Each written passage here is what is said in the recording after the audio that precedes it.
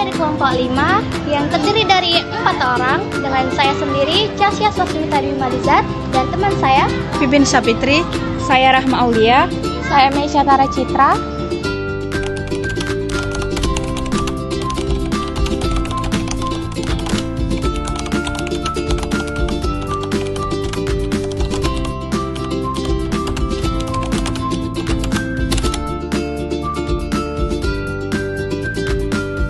Halo semuanya, pada video ini saya akan membahas tentang manajemen laba.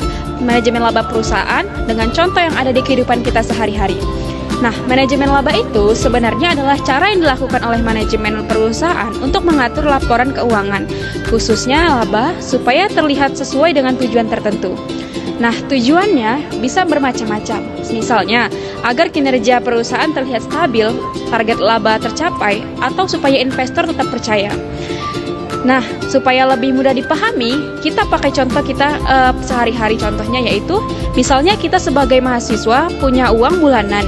Di akhir bulan sebenarnya uang kita tuh sudah hampir habis, tetapi kita ingin terlihat hemat di depan orang tua kita. Akhirnya apa? Kita menunda beli barang tertentu sampai bulan depan, supaya sisa uang bulanan kita ini kelihatan masih banyak. Nah, cara ini seperti mirip dengan manajemen laba perusahaan.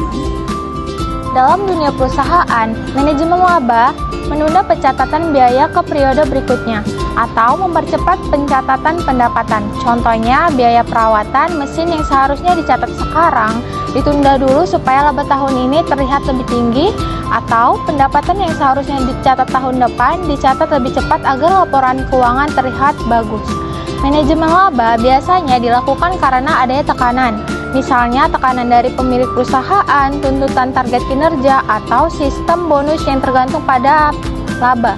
Selain itu, perusahaan juga ingin menjaga citra agar terlihat stabil dan tidak mengalami penurunan laba yang gratis. Walaupun manajemen laba tidak selalu melanggar aturan akuntansi, praktik ini tetap memiliki resiko jika dilakukan terlalu sering atau berlebihan.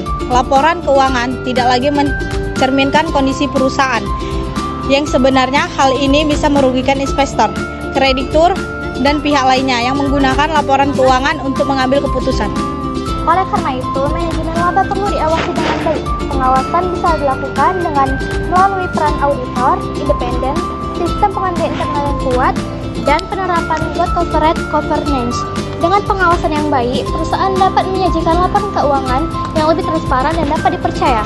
Nah, jadi kesimpulannya, manajemen laba adalah praktik yang umum terjadi dalam perusahaan, namun harus dilakukan secara wajar dan bertanggung jawab.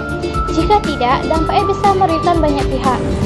Sekian dari penjelasan kelompok kami, mohon maaf